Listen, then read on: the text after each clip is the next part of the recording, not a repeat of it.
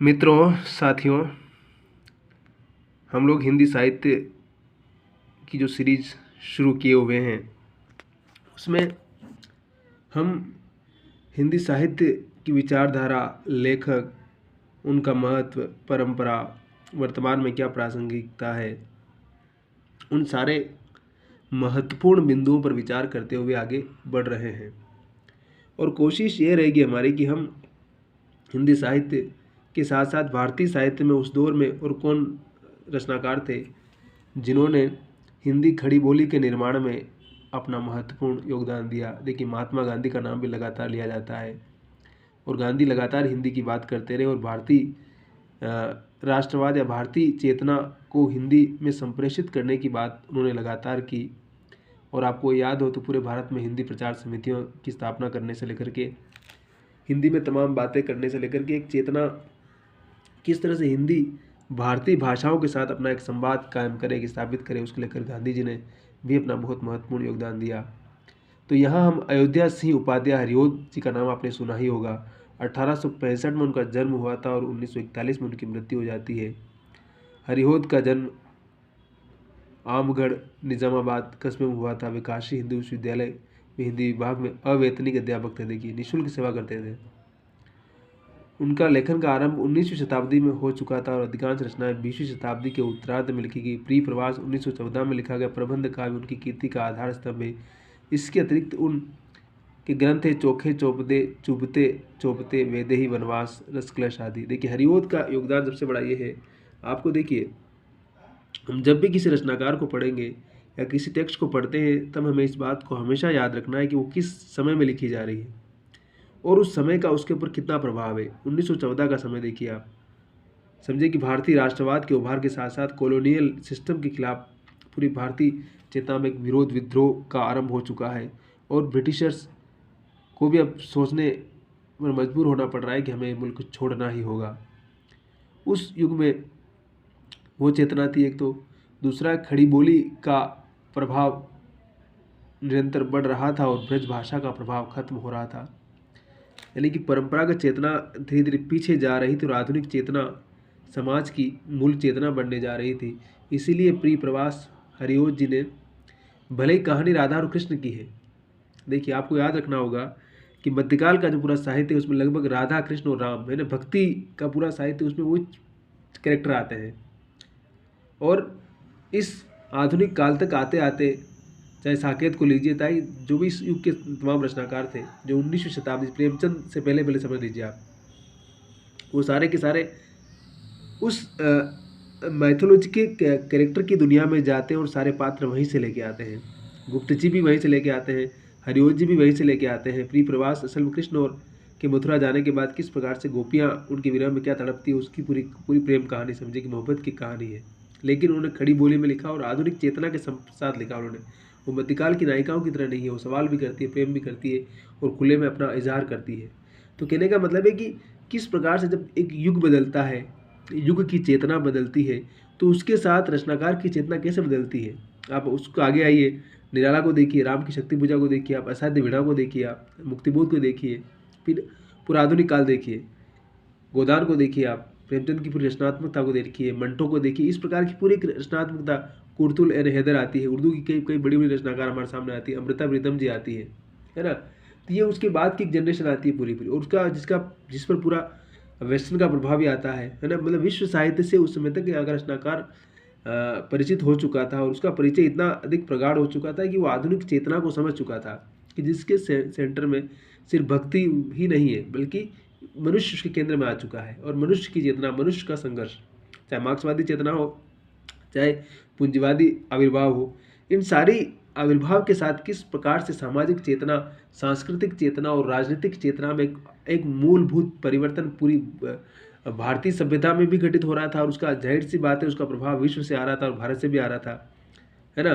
तो एक राष्ट्रीय चेतना की भावना भी हमारे पास आ रही थी और आधुनिक चेतना भी हमारे बरक्स हमारे लिटरेचर में आ रही थी, जिसने आलोचना जैसी विधा को जन्म दिया, गद्य को जन्म दिया। तो कहते हैं, शुक्ल जी कहते हैं कि गद्य का आविर्भाव बहुत बड़ी घटना है। जिस प्रकार से खिरड़ी बोली का आविर्भाव बहुत बड़ी घटना है, उसी प्रकार से आधुनिक काल में गद्य का आना बहुत बड़ी परिघटना हमारे सामने कि गद्य किस प्रकार से वो जीवन संघर्ष, उस कॉमन आदमी की भाषा, उस कॉमन आदमी को साहित्य के केंद्र में लेके आता है। ये कोई मामूली बात नहीं है कि राजा महाराजाओं के राज में आप उनके सामने न तो कुछ बोल सकते हो, ना आपको कोई अधिकार है, आपको कोई राइट नहीं है, लेकिन जैसे ही लोकतंत्र आता है आपको सारे अधिकार मिल जाते हैं।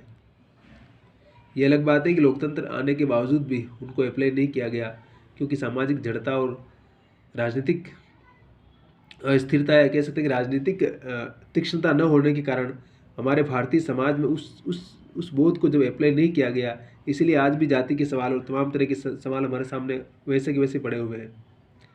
हम जाते हैं गाँव की तरफ तो वहीं जातिवाद, वहाँ तमाम तरह के भेदभाव सब मिल जाएंगे आपको। तो उसका एक समाधान यही है कि हम जब तक समाज को आर्थिक रूप से, सामाजिक रूप से और सांस्कृतिक रूप से जब तक संपन्न नहीं कर सकते हैं, अंग्रेजी जब तक नहीं सीखेंगे और विश्व साहित्य को हम नहीं समझेंगे। और देखिए शिक्षा का महत्व क्या होता है, शिक्षा कैसे आपके उस तीसरे पटल को खोलती है। एक पढ़े लिखे आदमी में और एक सिर्फ पढ़े हुए आदमी में क्या फ़र्क होता है। एक पढ़ा लिखा आदमी समाज में उन चीज़ों पर इन्वेस्टमेंट करेगा, चाहे गांधी ने भी की बात करें, चाहे अम्बेडकर की बात करें, चाहे आप नेहरू की बात करें।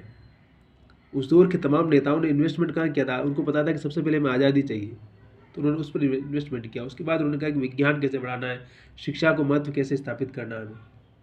तो पढ़ा लिखा आदमी समाज को कहा कि एक नारी पढ़ेगी तो 7 पीढ़ी तरेगी। वो वाली बात गलत नहीं है, सही बात है वो, कि अगर स्त्री पढ़ेगी तो समाज भी बढ़ेगा, समाज बदलेगा।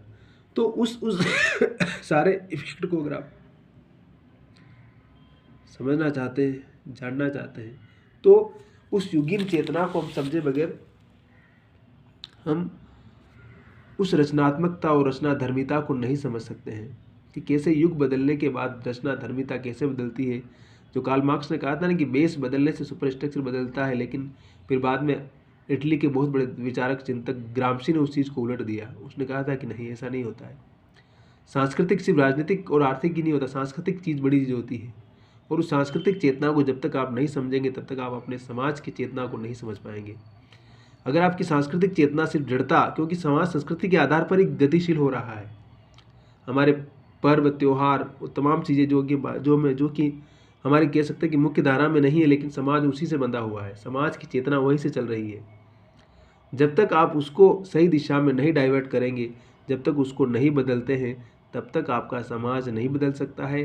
और तब तक उसको आप कहते हैं कि आप सही रास्ते पर मॉडर्नाइजेशन नहीं कर पाएंगे। आप भले आप कितने भी बड़े पोथे लिख दीजिए, भले कितनी बड़े ज्ञान का बड़े बड़े प्रवचन दे दीजिए, कुछ भी कर लीजिए आप। इसलिए एक विजडम, चाहे रविन्द्रनाथ टैगोर की बात करें, चाहे हम गांधी की बात करें, चाहे प्रेमचंद की बात करें, चाहे नेहरू की बात करें चाहे पटेल साहब की बात करें, उन चीज़ों को, उस दृष्टिबोध को समझे बगैर हम न तो भारतीय चेतना को समझ सकते हैं, न उस परिवर्तन को समझ सकते हैं, और भारतीय समाज में परिवर्तन को गठित करने की जो प्रक्रिया है उसको नहीं समझ पाएंगे। नहीं तो आपका समाज चाहे कितने भी पढ़े लिखे होंगे, लेकिन आप ऑर्थोडॉक्स ट्रेडिशन को ही फॉलो करेंगे। नौकरी पाएंगे आप आधुनिक लिटरेचर पढ़ करके, आधुनिक चीज़ें पढ़ करके, लेकिन आप लोगों को क्या पढ़ाएंगे, हवन कुंड करवाते रहेंगे। आप उन चीज़ों में उलझे रहेंगे, आप समाज को उलझाए रखेंगे, जिनका कि समाज के लिए कोई आउटपुट नहीं। क्योंकि एजुकेशन ही, शिक्षा ही मात्र समाज की ज़िंदगी को बदल सकती है। शिक्षा, स्वास्थ्य, एक अच्छी लाइफस्टाइल, ये सारी चीज़ें तभी आप जब मेंटेन करेंगे, तभी समाज का जीवन स्तर सुधरेगा, जीवन स्तर में परिवर्तन आएगा। और उसके लिए मोरल वैल्यू का होना कितना ज़रूरी है, और सारी चीज़ें बहुत ज़रूरी समाज के लिए। तो उसको कैसे समझ सकते हैं और कैसे समझाएंगे। तो इसमें मैं ही कह रहा था कि हरिओज जी ने इसी चीज़ को समझाया, और हरिओज जी उसी कह सकते हैं कि उस ट्रांसफॉर्मेशन के दौर के रचनाकार हैं कि जब ब्रज का अवधि जो मध्यकाल की भाषा, उसका महत्व खत्म हो रहा था, और समाज उस आधुनिक चेतना की भाषा, खड़ी बोली की तरफ जा रहा था, या विश्व की भाषाओं की तरफ जा रहा था, या इंग्लिश से अपने आप को संचालित कर रहा था। तो ये सारी चीज़ें उनके अंदर है। तो इस ग्रंथ इसलिए महत्वपूर्ण है कि इसने बहुत सारी चीज़ें इसमें बताई गई। आगे चल के इसका विकास साकेत और कामायनी में देखा जा सकता है। देखिए कामायनी का नाम भूल गए हम, कामायनी आधुनिक काल का सबसे बड़ा महत्वपूर्ण महाकाव्य है। इसमें मन, बुद्धि और हृदय की बात के माध्यम से जयशंकर प्रसाद 1936 में कामायनी आती है, उसमें सारी बातें वो बताते हैं। शुक्ल जी रामचरित मानस प्रबंध दृष्टि, साकेत और कामायनी के प्रबंध विज्ञान को भी अनदेखा कर देती है। प्रिय प्रवास में राधा कृष्ण को लोक सेवक के रूप में चित्रित किया गया है। उनका वीरवर्ण मर्म को छूता है, पर वैदेही वनवास आर्य समाज के प्रभाव के कारण हाड़मांस रहित मालूम पड़ता है। चोखे चौपते चुपते की बोलचाल की भाषा है, ठेठ हिंदी की ठाठ की तरह, है ना। तो ये सारी चीज़ें हैं, और हर रचनाकार की कोई ज़रूरी नहीं है कि हर रचना महान हो, लेकिन आप इस महाकाव्य की परंपरा को चाहे आप मानस से भी समझेंगे, रामचरितमानस से मध्यकाल की, उसके बाद फिर पूरा रीतिकाल आता है, फिर आधुनिक काल में कई लोगों ने मानस लिखा, महाकाव्य लिखे, है ना, साकेत लिखा, फिर परिप्रवास लिखा, फिर बाद में कामायनी आई थी, उसके बाद फिर पूरा एक महाकाव्य का पूरा कॉन्सेप्ट फिर गद्य में चला जाता है। ये भी समझना है, देखिए फिर महाकाव्य की कॉन्सेप्ट किस में चला जाता है, नैरेटिव कैसे बदलता है, कविता से सीधा शिफ्ट होकर के वो गद्य में आ जाता है, गद्य में नोवेल फिर नैरेटिव का एक रूप आने लगता है हमारे सामने। और गोदान जैसा प्रसिद्ध उपन्यास भी 1936 में ही लिखा गया, वो ज़रूर पढ़ना चाहिए हिंदी के हर पाठक को। वो आपको बताएगा कि किस प्रकार से एक बड़ा लेखक अपने समाज के बारे में क्या सोचता है, कैसे सोचता है, चाहे उस दौर का सामंतवाद हो, चाहे उस दौर की स्त्री की चेतना हो, चाहे किसान का जीवन हो, चाहे नई पीढ़ी क्या सोच रही है, जातिवाद समाज में कहाँ है, जाति कैसे काम कर रही है, और कैसे वो सारी चीज़ें एक समाज को एक साथ बांधे हुए हैं, और कैसे शहर के साथ गांव मिल रहा है, और शहर के जीवन में और गांव के जीवन में कितना अंतर है, गोबर की ज़िंदगी और उसके पिता होरी की ज़िंदगी में कितना अंतर है ना।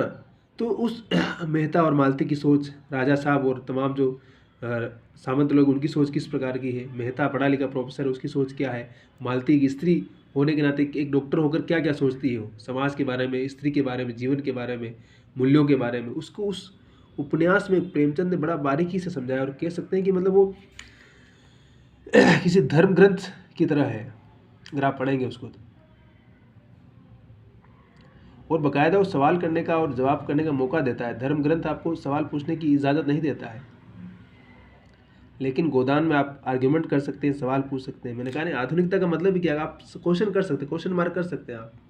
अगर आप क्वेश्चन ही नहीं करेंगे, सवाल ही नहीं करेंगे, तो सीखेंगे कैसे। आपको जो कुछ दिया गया उसको आपने स्वीकार कर लिया सहज रूप से, और आप कुछ ज्ञानी हो गए, इससे तो आपका डेवलपमेंट नहीं होगा ना। आप एक साइंटिफिक टेम्पर, एक आपकी अपनी सोच के आधार पर कैसे आगे बढ़ेंगे जब आप क्वेश्चन ही नहीं कर सकते हैं आप।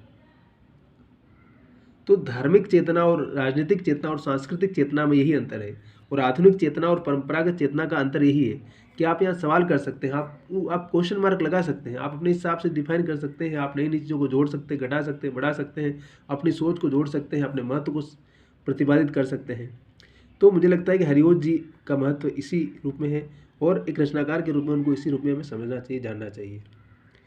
हंसते रहिए, मुस्कुराते रहिए और खुश रहिए, और हमारे चैनल पर आइए, सब्सक्राइब कीजिए, इसको लाइक कीजिए और आगे बढ़ाइए, और अपने दोस्तों को फॉरवर्ड कीजिए। प्लीज़ हमारे चैनल पर आइए, आप आगे बढ़ाएंगे तो हमें भी उत्साह मिलेगा, हमें भी एक प्रमोशन मिलेगा कि हमारे ऑडियंस आ रहे हैं, और हमारे ऑडियंस आएंगे तो हम नया नया चीज़ लेके आएंगे, और हम एक बार ये चल गया तो उसके बाद देखिए बहुत अच्छी सी चीज़ें लेके आएंगे हम।